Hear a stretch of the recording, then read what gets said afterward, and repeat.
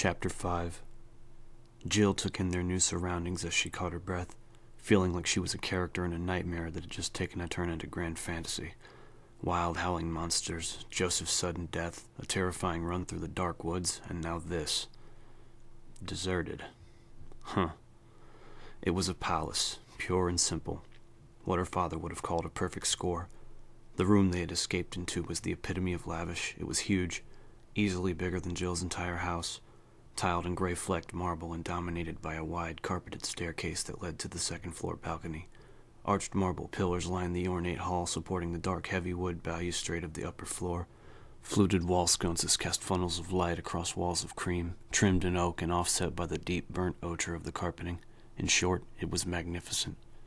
"What is this?" Barry muttered. No one answered him. Jill took a deep breath and decided immediately that she didn't like it. There was a sense of wrongness to the vast room, an atmosphere of vague oppression. It felt haunted somehow, though by who or what she couldn't say.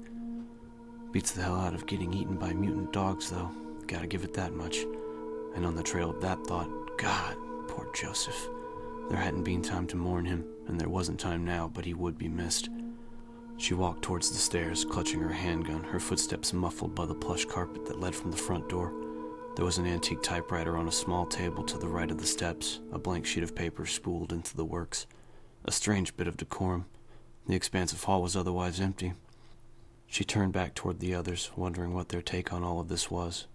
Barry and Chris both looked uncertain, their faces flushed and sweaty as they surveyed the room. Wesker was crouched by the front door, examining one of the latches.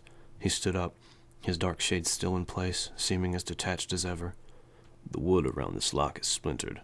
Somebody broke this door open before we got here." Chris looked hopeful. "Maybe the Bravos."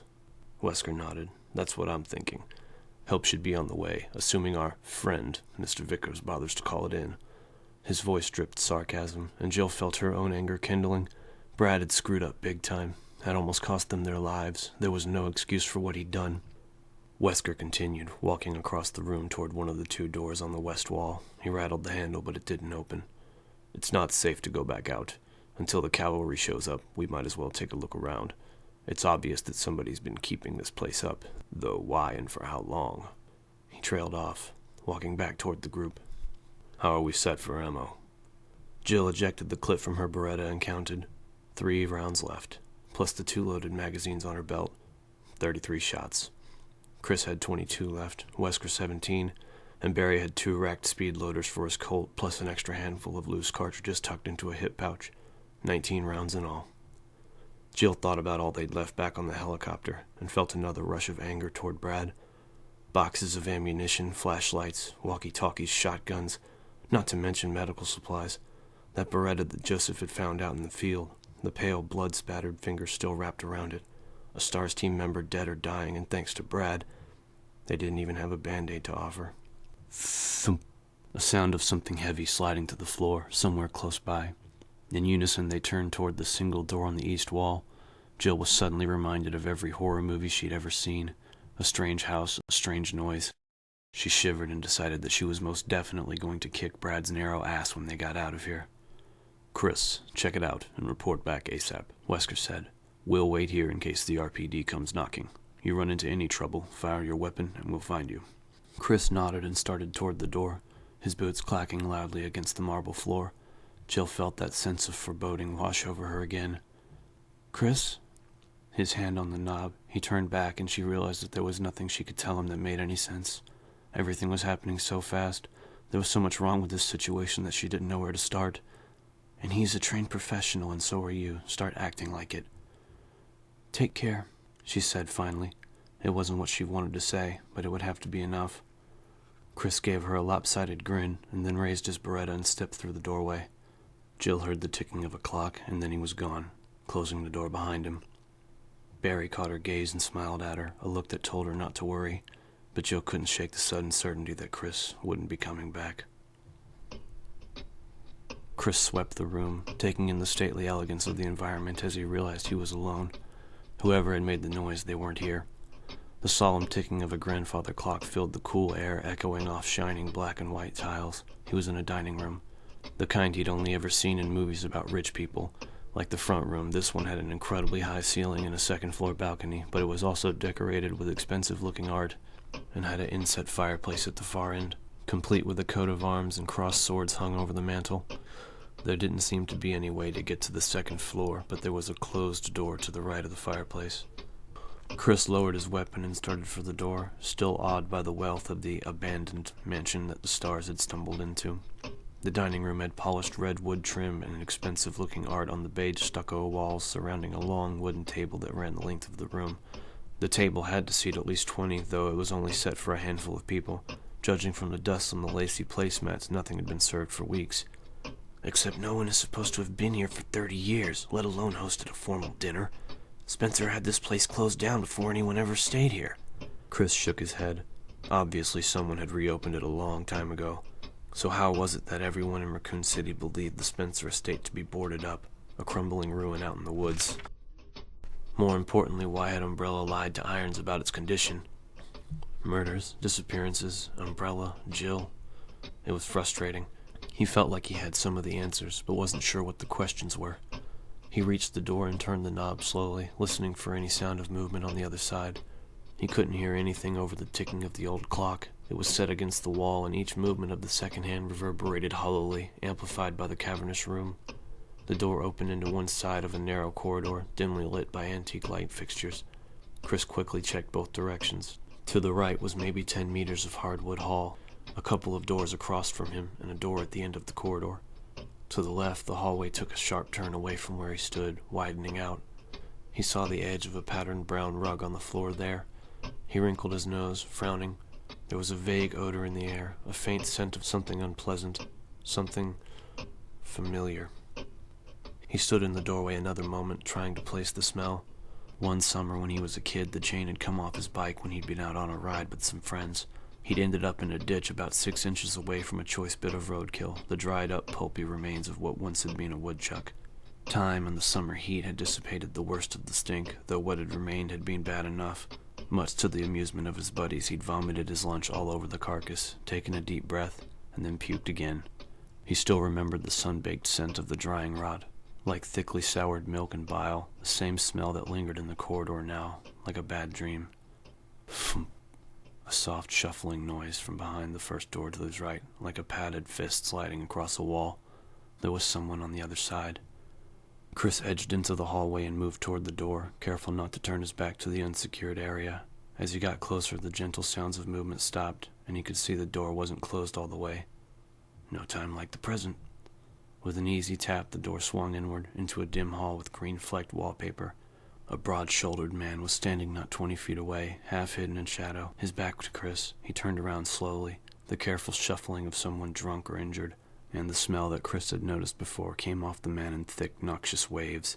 His clothes were tattered and stained, the back of his head patchy with sparse, scraggly hair. Gotta be sick. Dying, maybe. Whatever was wrong with him, Chris didn't like it. His instincts were screaming at him to do something. He stepped into the corridor and trained his Beretta on the man's torso. Hold it! Don't move! The man completed his turn and started toward Chris, shambling forward into the light. Its face was deathly pale, except for the blood smears around its rotting lips. Flaps of dried skin hung from its sunken cheeks, and the dark wells of the creature's eye sockets glittered with hunger as it reached out with skeletal hands. Chris fired, 3 shots that smacked into the creature's upper chest in a fine spray of crimson. With a gasping moan, it crumpled to the floor, dead. Chris staggered back, his thoughts racing in time with his hammering heart. He hit the door with one shoulder, was vaguely aware that it latched closed behind him as he stared at the fallen stinking heap. Dead. That thing is the walking goddamn dead. The cannibal attacks in Raccoon, all of them near the forest. He'd seen enough late-night movies to know what he was looking at, but he still couldn't believe it. Zombies. No way, that was fiction. But maybe some kind of disease mimicking the symptoms. He had to tell the others. He turned and grabbed at the handle, but the heavy door wouldn't move. It must have locked itself when he'd stumbled. Behind him, a wet movement. Chris spun, eyes wide as the twitching creature clawed at the wooden floor, pulling itself toward him in an eager, single-minded silence. Chris realized that it was drooling, and the sight of the sticky pink rivulets pooling to the wood floor finally spurred him to action. He fired again, 2 shots into the thing's decaying, upturned face.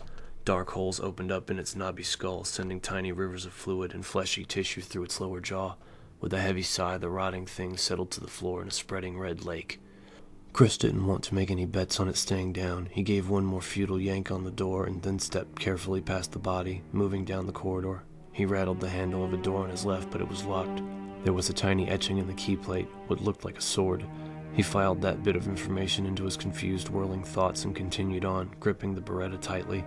There was an offshoot to his right with a single door, but he ignored it, wanting to find a way to circle back to the front hall. The others must have heard the shots, but he had to assume that there were more creatures running around here like the one he'd killed. The rest of his team might already have their hands full.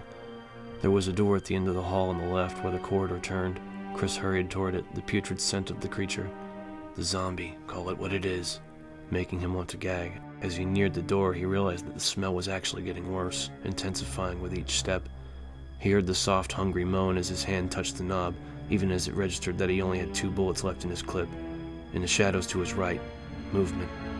Gotta reload, get somewhere safe.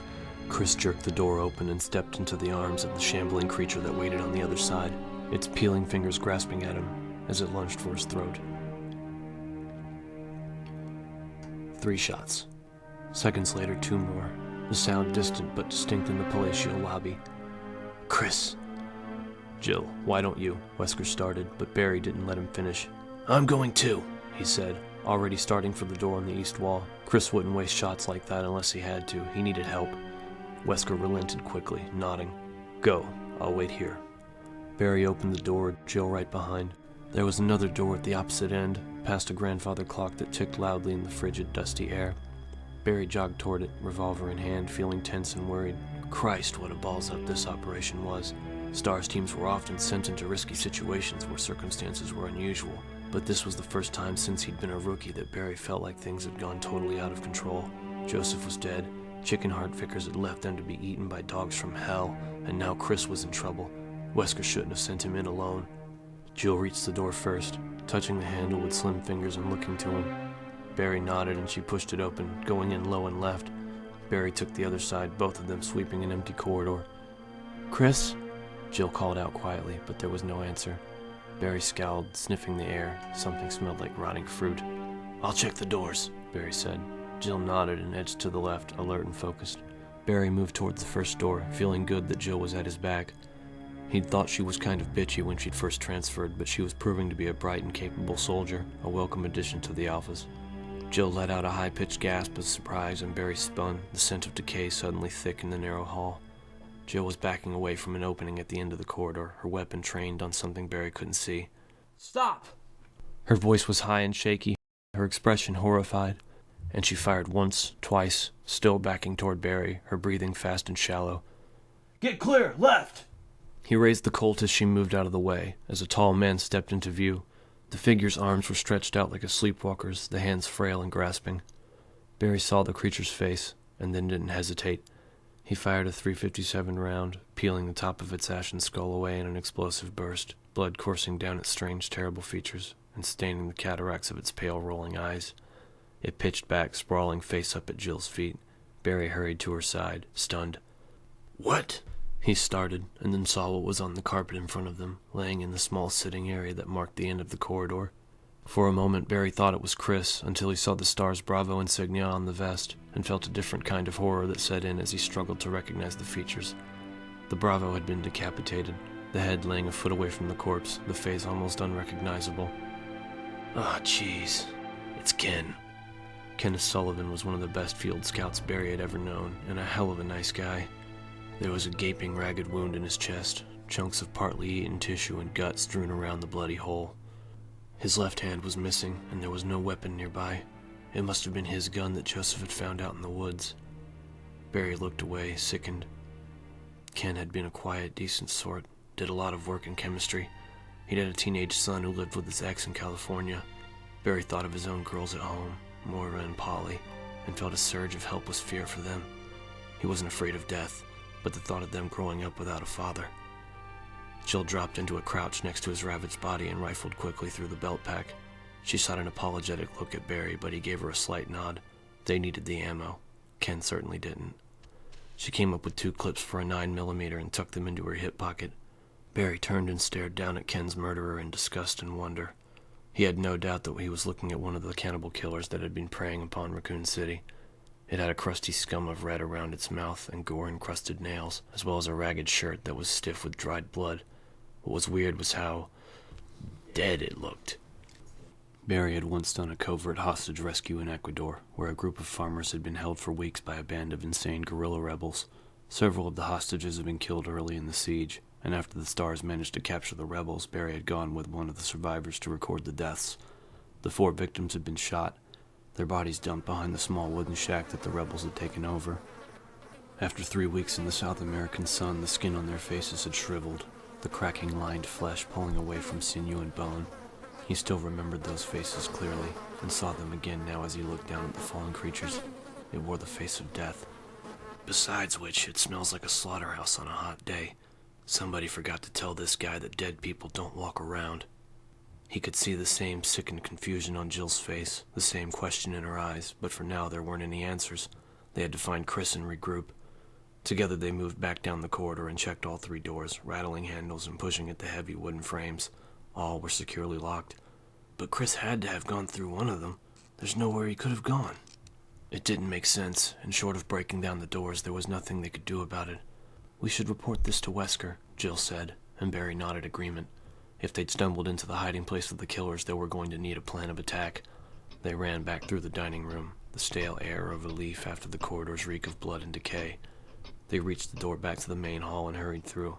Barry wondered what the captain would make of all this. It was downright... Barry stopped short, searching the elegant, empty hall and feeling like the butt of some practical joke that simply wasn't funny. Wesker was gone.